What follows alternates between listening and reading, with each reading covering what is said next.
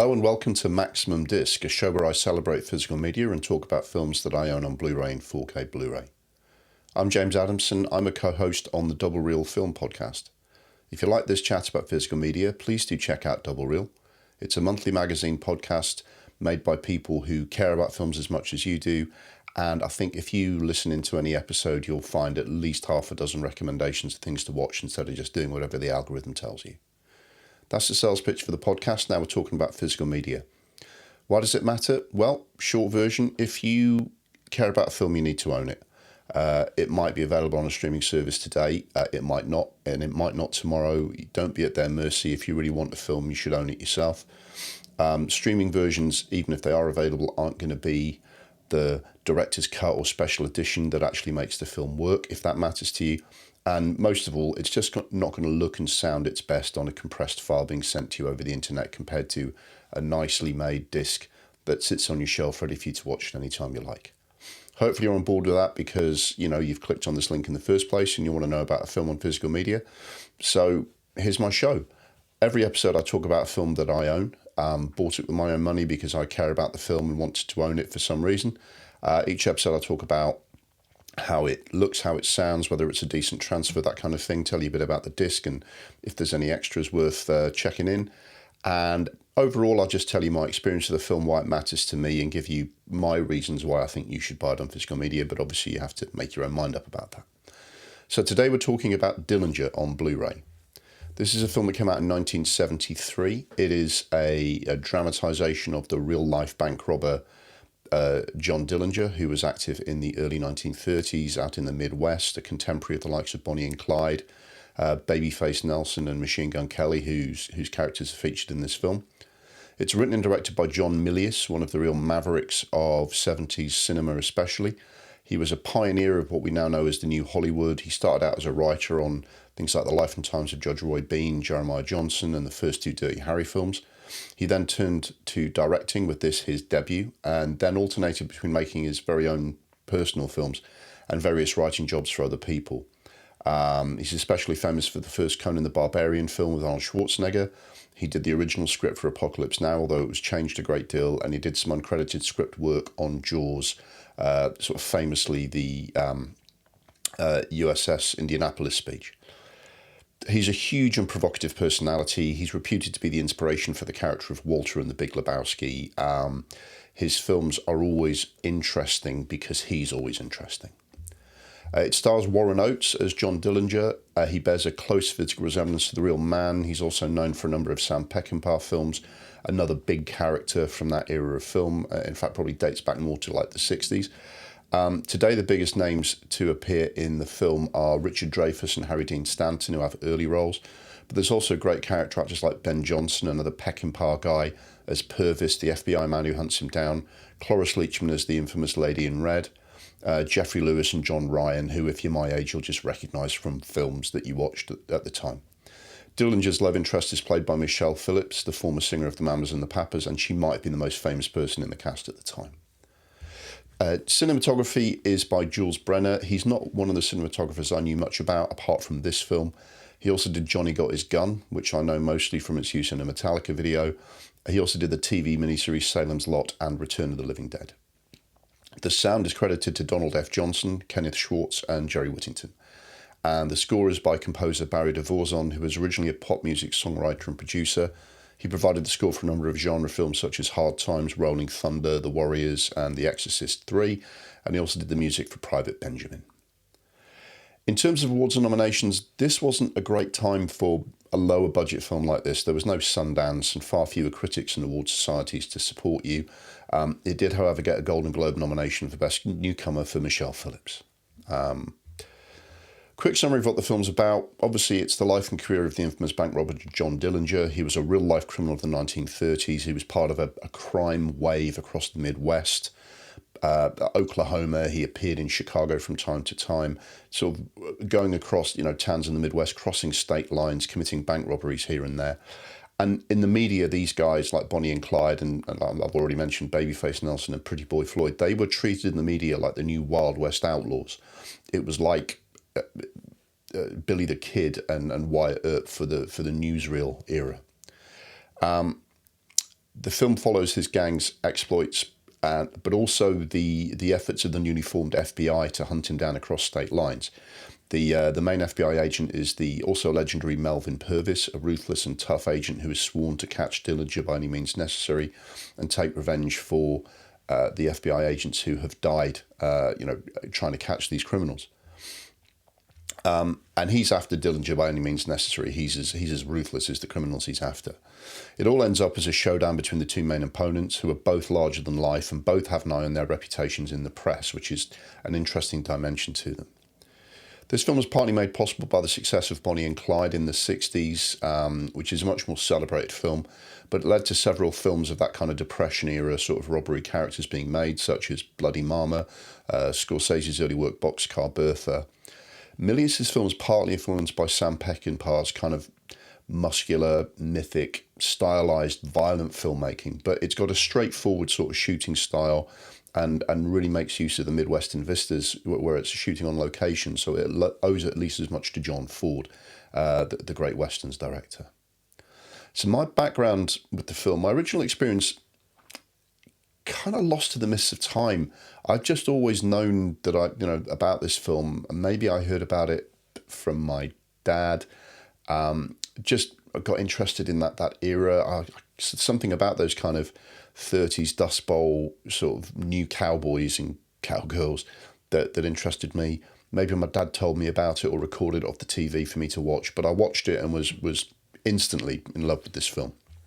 It's rambunctious, rough, similar to Peckinpah. It's kind of an elegy to a lost time and to these big sort of larger than life characters, but it doesn't pretend that it wasn't a rough time. It doesn't like soft soap on the poverty dirt and the violence and quite grimness of these characters.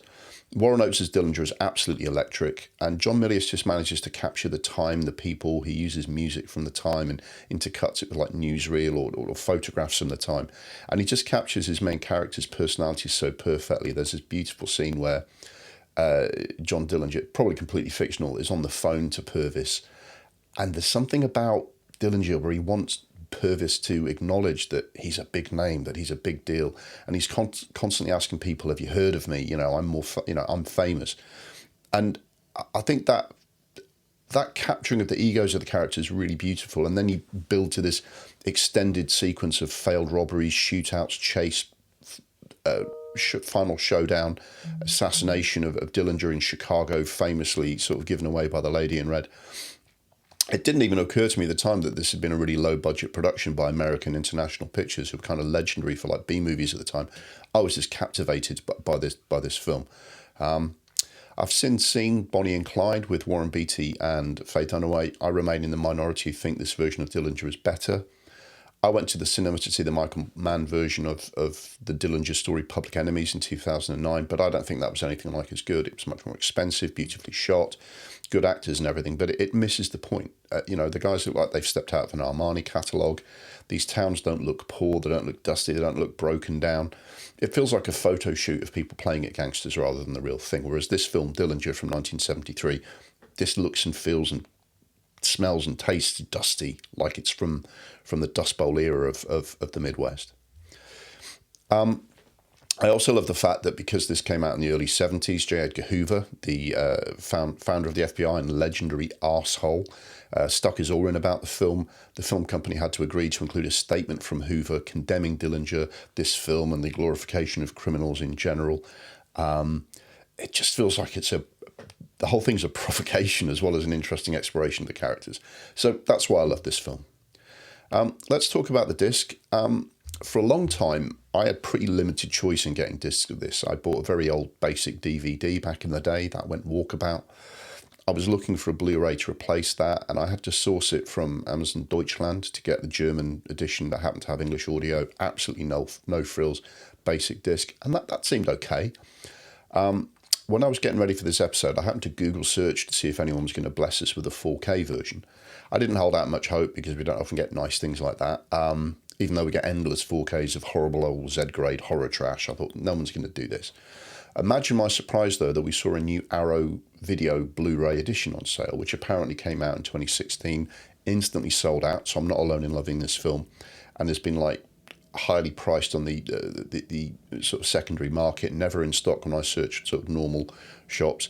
But now it's back in stock. It's a 2K restoration given the Arrow treatment. Yes, please. So having started out thinking I would just be talking about my old basic German disc, I actually have the Arrow Blu Ray of this film to watch. Now, it's not got a great deal in terms of packaging, although I don't look for that. It's got some good special features, interviews, making ofs. There's lots of references to the time and technical information about how the film was made. So if you like that sort of thing, it's got some good stuff on it in terms of the extras. But for me, it's just Arrow. I love Arrow. I love the lurid covers. I love the fact that they seem to they treat their films with the same care as the likes of Curzon, but it just feels like a bit more like the video store days of my youth when I pick up an Arrow video. So I really like this disc. Let's talk about the video and how this film looks. Now, this is I learned when I was looking up the technical information for this video why there isn't a 4K and probably never will be. It's potentially a challenge to see how good a transfer could be of such a low budget production. This cost $1 million in 1973, which isn't nothing, but I think all the money went on probably getting a couple of well-known actors into it and recreating the historical period, because they had to shoot on 16mm film rather than 35, which is obviously lower quality, doesn't have the same amount of space for big wide shots and great image and sound.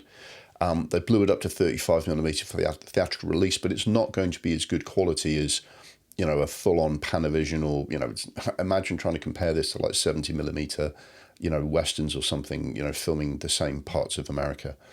I don't think they used any sort of special lenses. If you're interested, the camera was an Eclair NPR, a French 60mm film, which by the looks of it is the very best 60mm camera you can get, but it's still low-budget film stock. That said, John Milius knows how to shoot. Watch Conan the Barbarian to see what he looks like with a bigger budget. And the film does look good, and I think this is as good as the film is ever going to look. It is a digital restoration. They've done their best to clean it up. There's a little bit of fuzz here and there. I think the image is quite soft. It's never going to be the sharpest, but it's really nice here. You get nice skin tones. You get a good reproduction of the image of the day.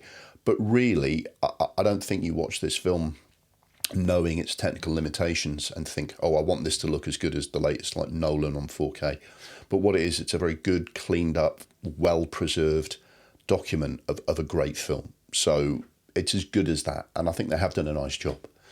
The sound, similarly, it's the original mono mix from the theatrical edition. Now, mono sound is pretty decent. Again, there are no speakers to the left and right of you giving you a big sort of, Dolby Atmos soundscape here, but it's good, clean sound. And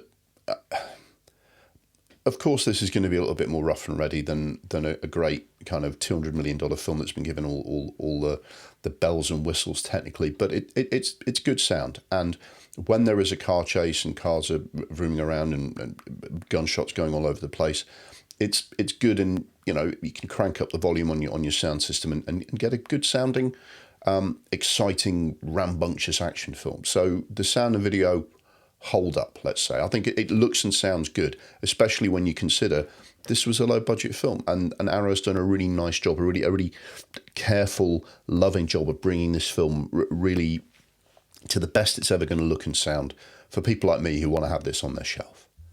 So overall, I just love this film. It's got that sort of great feel for the Depression era. It's got everything that I could possibly want in a film of this time. It's it's violent, it's rough, it's portrays a time when men and women lived roles that you wouldn't like them to do now. I don't think it glorifies Dillinger in that way. I think it does sort of play a little bit into, oh, wasn't it fun to have these wild characters, but it wasn't fun to be caught in the crossfire of a bank robbery. But by the same token, this film shows innocent casualties of these robberies, and I think it certainly doesn't try and glamorise Dillinger the way, having him played by Johnny Depp in a gorgeous photo shoot catalogue film like Public Enemies does. It's similar to something like Peckinpah. It tells you what big characters these people were. But when you blow them up and show them in close-up, you see their flaws as well. And I think it's beautifully done.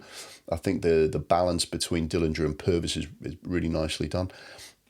This is a film that I love. We've done it as a hidden gem on the podcast. It's an absolute beauty, and I'm so glad that someone's given it the Arrow video Blu Ray treatment.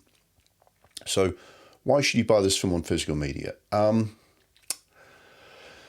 So look, I don't think the Blu-ray of this is particularly mind-blowingly great to look at and listen to compared to it's currently streaming on Amazon Prime. It's one of those films from my youth where the VHS or watching it recorded off the TV it's not about the video per se in the way certain, full-on special effects extravaganzas are. But what it is, it's a great film that doesn't get the same credit as Bonnie and Clyde. It's not being treated as a big classic movie. Therefore, if you care about this era, if you love the Dillinger and the Depression era kind of stories, this is, I think, the best film of it, and it won't always be streaming, so you do need to buy this. Other people, I'll just recommend you give this a go. I think it's worth getting. It's not super expensive to buy, and I think it's worth having on the shelf. But it is maybe a bit of a niche interest for some people, but I think it's the best film about a very interesting time in American history. It's a really good sort of document of the time. It's a really good document of some interesting actors like Warren Oates and Ben Johnson. I know you can see them in Peckinpah films, but I think this film is really special. So what I would suggest you do is check it out on Amazon Prime to watch. And if you like it, I think you need to buy it in physical media. So if you're me, it definitely is an essential purchase. If you're not me, check it out, see for yourself. So that's Dillinger, a wonderful film. I've really enjoyed talking about it. I hope you enjoyed listening to and watching this review and found it useful. There are other episodes to watch of various films we've done on Maximum Disc. Please check them out. And if you've enjoyed our chat about physical media, please do check out the podcast, and ways to find us and our socials will be on the screen in a moment. In any event, I hope to see you right here for more physical media chat in the future on Maximum Disc.